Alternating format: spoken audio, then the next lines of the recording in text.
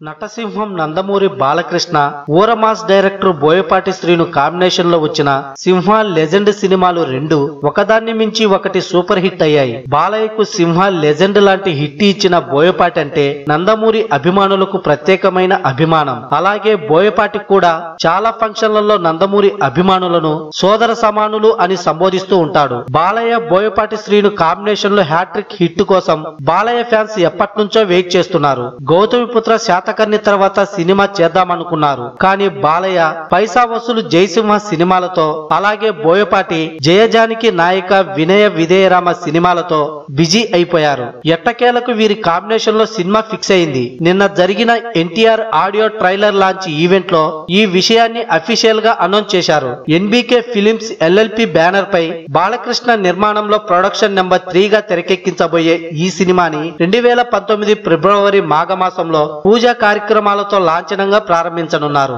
సింహ legend సినిమాల కంటే ఒక 10% ఎక్కువ రేంజ్ హిట్ ఇవ్వటానికి ప్రయత్నం చేస్తానని బోయపాటి బాలయ్య ఫ్యాన్స్ కి ప్రామిస్ కూడా చేశాడు. బాలయ్య బోయపాటి కాంబోలో సినిమా అనౌన్స్ చేయగానే నందమూరి అభిమానులు సినిమా హిట్ అని ఫిక్స్ అయిపోయారు.